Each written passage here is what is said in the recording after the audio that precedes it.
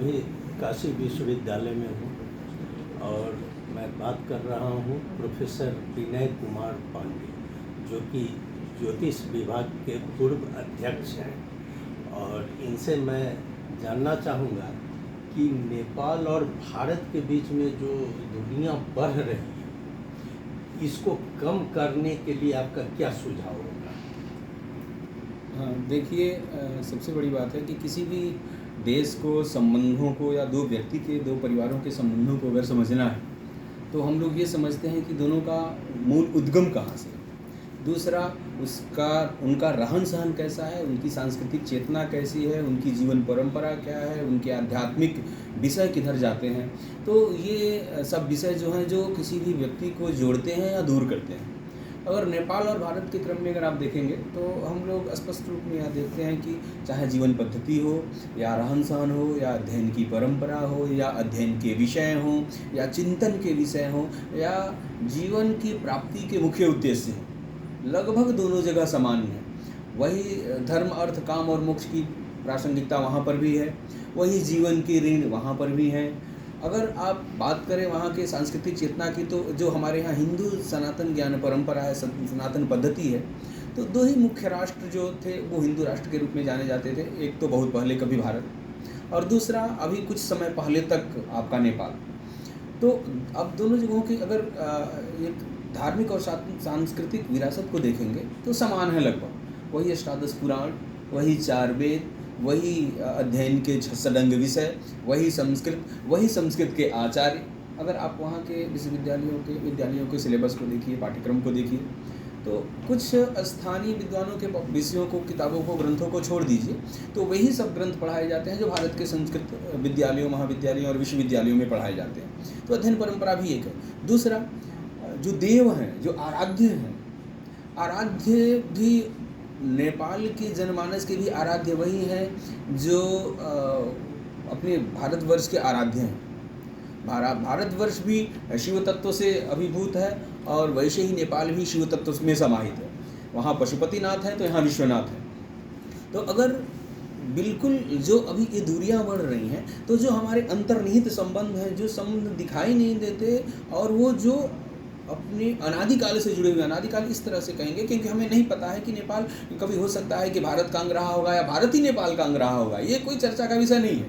हो सकता है कि भारत ही नेपाल का अंग रहा हो, नेपाल भारत का अंग रहा हो, लेकिन दोनों एक दूसरे के अंग जरूर रहें।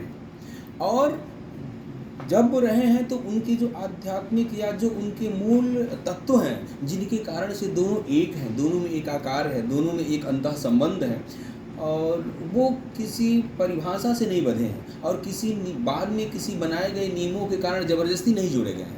वो स्वाभाविक, स्वतः स्फूर्त हैं, इस प्रकृति से स्फूर्त हैं, एक चेतना से स्फूर्त हैं। तो निश्चित ही अगर हम उनको प्रत्यक्ष ला करके आज के जनमानस को बताएंगे, आज की जो युवा पीढ़ी है उनको बताएंगे, आज की जो सर्वकारें हैं, आज की जो सरकारें हैं जो व्यवस्थाओं को संचालित करती हैं उनको बताएंगे, तो निश्चित ही यह दूरियाँ कम होंगी। क्योंकि प्रकारांतर से जो ये बीच में विघटन की स्थितियाँ बढ़ रही हैं, जो आवागमन उतनी तेज़ी से नहीं हो रहा है, जो सांस्कृतिक आदान प्रदान नहीं हो पा रहा है, अध्ययन परंपरा में भी जो एक बाध्यताएं आ रही हैं, तो इनको दूर करने का सहज एक उपाय है कि जो अंतर्निहित मूल तत्व हैं, जो किसी के बनाए से नहीं बने हैं, जो स्वाभाविक रूप में हमको और आपको, भारतीय और नेपाली लोगों को जोड़ते हैं, उनको अगर समाज के सामने प्रस्तुत किया जाए तो निश्चित ही यह दूरियां कम होंगी, और पुनः हम लोग उस एकता के सूत्र में बंध जाएंगे, और दोनों राष्ट्रों के लिए यह हितकर होगा। एक और समस्या आ गई है इस बीच में कि जो युवा बढ़ रहे हैं, युवा पर पश्चिमी सभ्यता कुछ ज़्यादा हावी हो गया,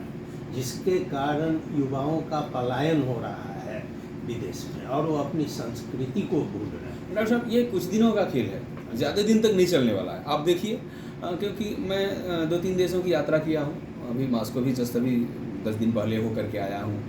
अरब देशों में भी कई देशों की यात्राएँ किया हूँ, और वहाँ के युवाओं का अब जो 30 से लेकर के और 50 वर्ष के लोग हैं ना, चूँकि हम लोग ज्योतिषी हैं, तो लोग अपने जीवन के उद्देश्यों के लिए भी जुड़ना चाहते हैं और जानना चाहते हैं कि हम जीवन में क्या करेंगे, कैसे रहेंगे।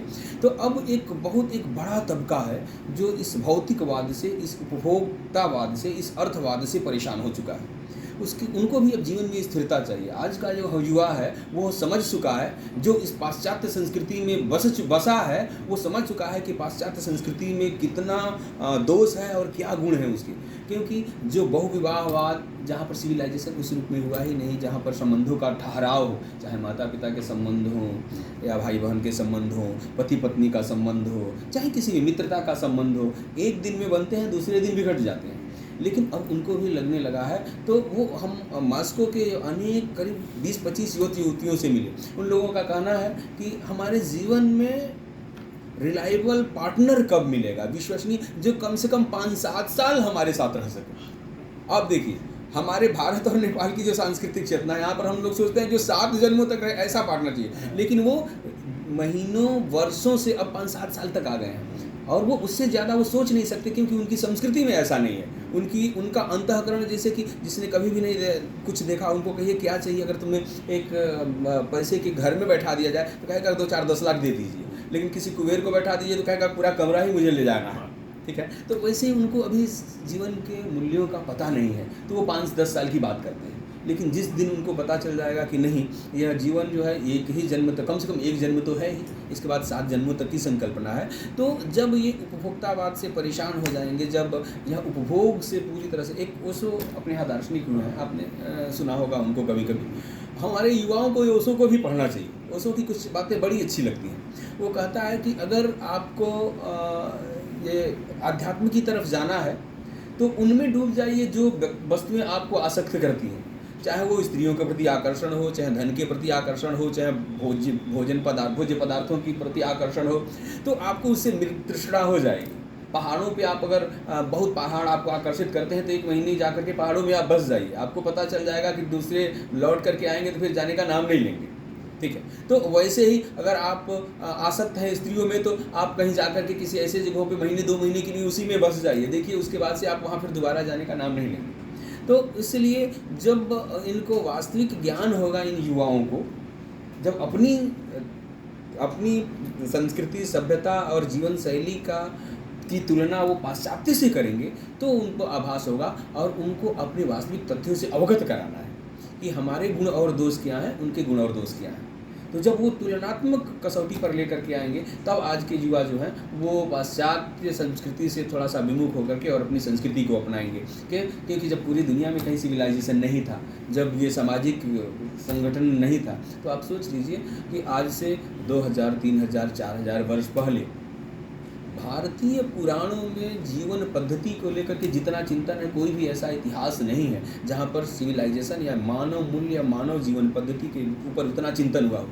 रहना कैसे है, खाना कैसे है, मित्रों के साथ व्यवहार कैसे करना है, परिवार की एक संरचना कैसे होनी चाहिए, समाज के प्रति क्या दायित्व, किसी ने कोई नहीं लिखा। लेकिन आपके पुराणों में हजारों हजार वर्ष पहले से लिखे हुए हैं। तो अपने यहाँ मानव संबंध और मानव चेतना के विषय में तो बड़ी विस्तृत चर्चा है, और इससे अगर अवगत कराएंगे तो युवा हमारा निश्चित उस भटकाव से उसकी आंखें खुलेंगी और वो अपनी संस्कृति को अपनाएगा और पुनः हम लोग उसी रूप में स्थापित हो पाएंगे। बहुत बहुत धन्यवाद, बहुत अच्छी जानकारी आपने दी, और आपको मैं काठमांडू नेपाल आने का निमंत्रण भी दे रहा हूँ। निश्चित सौभाग्य है, बिल्कुल हम लोग जरूर आएंगे और चर्चा करेंगे। ठीक है, नमस्कार, धन्यवाद।